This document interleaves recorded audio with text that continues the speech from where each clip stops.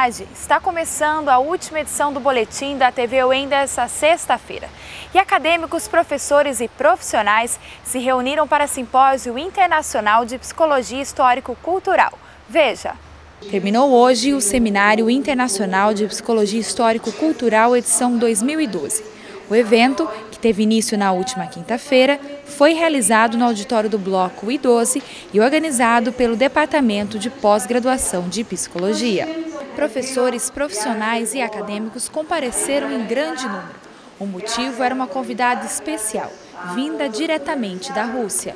O tema do seminário vai ser trabalho de Vygotsky, que é essencial para entender toda a sua obra, que se chama O Sentido Histórico da Crise. O tema do seminário é sobre o trabalho de Vygotsky, que é essencial para entender toda a sua obra e dar mais sentido histórico à crise psicológica. Vamos tratar no que consiste esse trabalho para que as pessoas se sintam inquietas. Depois vamos seguir com algumas considerações de seguidores de Vygotsky, da teoria histórico-cultural. Espero que dê tempo, porque minha passagem aqui é muito rápida. Eu farei o possível para inquietar a comunidade estudantil e de professores para voltar uma próxima vez e aprofundar mais o assunto. E de professores para que em uma próxima vez podamos profundizar nestes temas. Nos 2 dias de evento, a palestrante tratou de assuntos como a crise da psicologia e a teoria histórico-cultural. Temas que, segundo a coordenadora de pós-graduação, são de extrema importância para os profissionais da área. Ela vai estar falando sobre L.S. Vygotsky e a crise da psicologia. É um texto profundo deste pesquisador, onde ele se revela um grande teórico, um grande epistemólogo, metodólogo. Então, é uma pessoa muito importante na história da psicologia, e esse texto é fundamental para os estudiosos.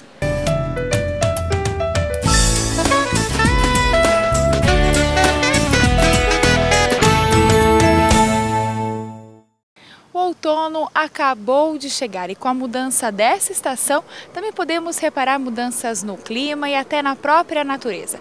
E para falar dessa estação que começa a chegar alguns ventos mais gelados, eu converso com o professor Hélio Silveira, que é coordenador da estação climatológica da UEM. Professor, o que definiria o outono? Bom, o outono é uma estação de transição entre o verão e o inverno. Portanto, essa estação ela tem como principal característica apresentar já uma redução das temperaturas, uma redução gradativa, mas ainda assim temos dias muito quentes, né? Exatamente por estarmos nessa transição. Veja, por que isso acontece? Porque nós estamos saindo de uma estação quente, onde a Terra, né, no seu movimento de translação em torno do Sol, ela proporciona um recebimento muito grande de luz durante o verão. Isso provoca um grande aquecimento. No outono, esse movimento que a Terra tem em torno do Sol já favorece com que a Terra receba uma quantidade menor de luz, tanto, né, principalmente no hemisfério sul, que estava recebendo muita energia. Então, nesse período, nós definimos como equinócio. Equi vem de equivalência, né? Então, essa equivalência indica que nossos dias e nossas noites têm uma duração semelhante, 12 horas, 12 horas. E também para o hemisfério norte o mesmo acontece, só que nós estamos entrando no outono e eles estão entrando na primavera, ou seja, nós estamos passando por uma transição de uma estação quente para uma estação mais fria, enquanto que eles estão passando de estação fria para uma estação um pouco mais quente. A gente pode dizer que no verão os dias são maiores, né? Isso mesmo. Nós temos dias maiores, por isso que as pessoas saem mais para andar. Nós temos inclusive horário de verão, porque 19 horas, 19h30 horas, horário normal, né, sem horário de verão, ainda temos luz. E as nossas noites são bem mais curtas.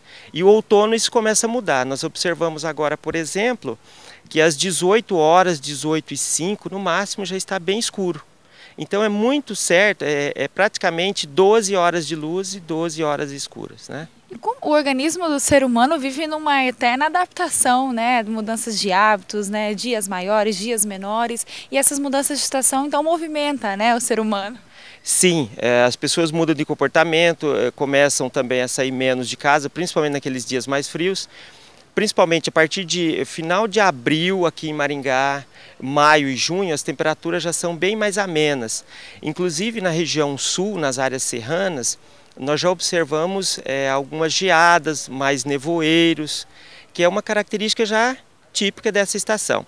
Então as pessoas já começam a usar roupas mais fechadas, sapatos mais fechados, botas, inclusive principalmente as mulheres, né?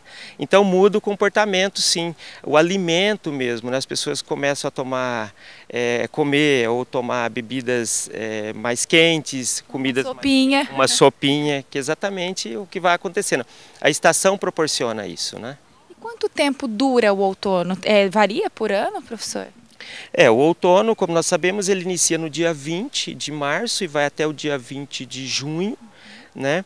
E nesse período, é claro que as temperaturas são sempre maiores na transição próxima. Março, por exemplo, como semana passada, nós tivemos temperaturas muito elevadas e junho temperaturas muito mais baixas, mas são 3 meses. Então a Terra, durante o ano, nós temos essas 4 estações, esse ciclo que ela tem é cíclica. Então, durante esse período de 3 meses, né, nós temos esse comportamento, né, do planeta. Depois volta a ter mudanças, daí nós chegamos no inverno, que são mais 3 meses e assim sucessivamente, né, fechando os 12 meses do ano. Professor, e digamos, na natureza a gente começa a reparar algumas diferenças, né? O que o outono provoca na natureza? Bom, é bastante interessante, hoje com esse modo de vida que nós temos, praticamente as pessoas já não observam mais as mudanças, né? Mas de fato elas acontecem. Por exemplo, nós percebemos que as plantas começam a perder as folhas, né? Por isso nós estamos numa região onde a vegetação, nós falamos que é estacional semidecidual, ou seja, quando chega esse período do ano já começa a perder as folhas. E elas perdem muito mais folhas, principalmente no inverno, né? Os animais também já mudam de comportamento. Eles já começam a ter hábitos diferentes, ficam mais, não se movimentam tanto quanto uma estação quente. Então a natureza, né, mostra que o ser humano, assim como os animais, também mudam de comportamento, eles estão em constante evolução, dinâmica. Professor, e o outono, essa estação se caracteriza como uma estação de bastante chuva ou não? Bom, Fernanda, a pergunta é bem interessante, porque também como no verão, que nossas chuvas são muito mais intensas e frequentes, no outono já há uma mudança no regime pluviométrico, as chuvas começam a diminuir.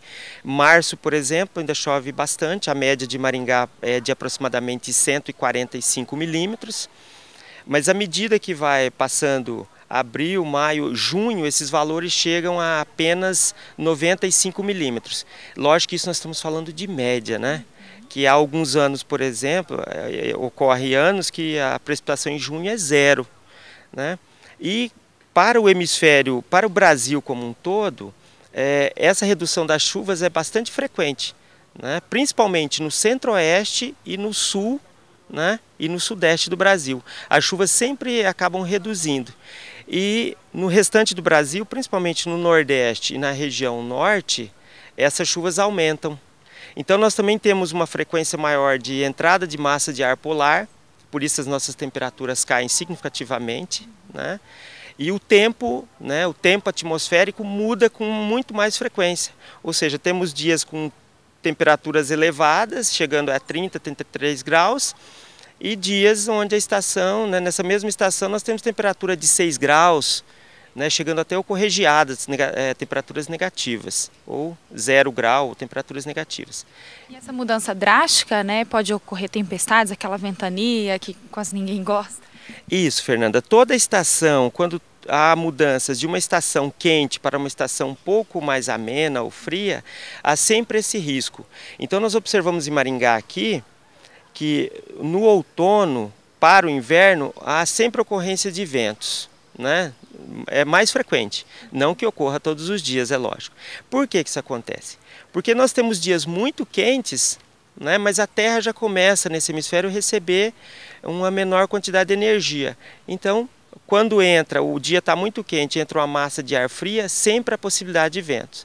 O que acontece também durante a primavera, quando nós saímos do inverno e vamos entrando na primavera aqui no hemisfério sul, Isso também pode acontecer, porque entra ainda massas de ar fria, mas já pode ter o continente bastante aquecido e isso proporciona então uma circulação maior dos ventos. Vocês que estão sempre observando essas mudanças, né? O outono agora desse ano de 2012, dá para ter mais ou menos um diagnóstico de como vai ser esse outono? Ah, sim, né? É claro que nós estamos falando aqui de dados levantados, estudos realizados pelo INPE, né? Que junto com o CPTEC, né? Que é um órgão dentro do INPE. E a previsão que eles fazem, porque a função deles é exatamente trabalhar com previsão do clima mesmo, né, por um período aí de pelo menos 3 meses, a previsão, segundo o INPE, é que nós tenhamos aí chuvas normais, principalmente para o sudoeste e centro-oeste brasileiro, acima da média ou próximo da média para a região norte e nordeste, e para a região sul, onde nós estamos, né, a tendência é ter chuvas normais, né, mais o oeste, o de Santa Catarina, do Rio Grande do Sul e sudoeste do Paraná, as chuvas são, a previsão é para que as chuvas sejam abaixo da média. Tá? Pode ser uma leve seca, né? Uma leve seca. Essa é a lógica, uma previsão. Quando nós falamos previsão de longo prazo, as margens de erro são muito grandes, seja para um órgão como o INPE ou mesmo para uma NASA, as possibilidades de erro são grandes. Mas essa é a possibilidade que se espera, né? É o que se espera para os próximos 3 meses. Obrigado, professor, pela sua entrevista. Eu que agradeço a você e toda a sua equipe. Muito obrigado. Nós acabamos de conversar com o professor Hélio Silveira, que está na coordenação da Estação Climatológica da UEM. Ele acabou de falar sobre as características do outono. De 26 a 29 deste mês será realizada a primeira reunião de iniciação científica do Departamento de Filosofia da UEM. Para falar sobre este evento, eu converso com o professor José Antônio Martins, que é do Departamento de Filosofia. Professor, o que será discutido nesses dias de reunião? Será discutido, os alunos apresentarão as suas pesquisas em filosofia, então são pesquisas das mais diversas áreas da filosofia, né, antiga, medieval, moderna, política, no qual os alunos apresentam seus temas e debatem com os professores e com os demais acadêmicos e com a plateia, né, no sentido de enriquecer as suas pesquisas. E essa é a primeira vez que está acontecendo? Sim, é uma primeira iniciativa do departamento, depois de um longo tempo de pesquisa, já temos uma tradição de pesquisa em filosofia, mas é uma primeira experiência e a ideia é o sentido de aprimorar e de enriquecer os trabalhos dos acadêmicos. Professor, e quem pode participar desse evento? É aberto a toda a comunidade acadêmica, a alunos de filosofia, alunos das outras universidades, professores da rede pública, né? Toda a comunidade acadêmica é bem-vinda, não somente da Universidade Estadual de Maringá, como de toda a cidade. Então é gratuito, só participar? É gratuito, é só participar. Tá certo, professor, muito obrigada. Eu que agradeço o convite. Então, comunidade acadêmica que estiver interessada pode participar dessa primeira reunião de iniciação científica de filosofia do dia 26 a 29 deste mês no DACESE. Fernanda Sordi para a TV UEM. A última edição do Boletim da TV UEM dessa sexta-feira fica por aqui. E lembrando que na próxima segunda nós temos um encontro marcado às 8 da manhã com outras notícias da universidade. E se você quiser fazer parte da nossa programação, entre em contato com a gente, envie um e-mail pelo sec-tv@uem.br ou ligue pelo 3011 5300. Até segunda-feira, eu espero vocês!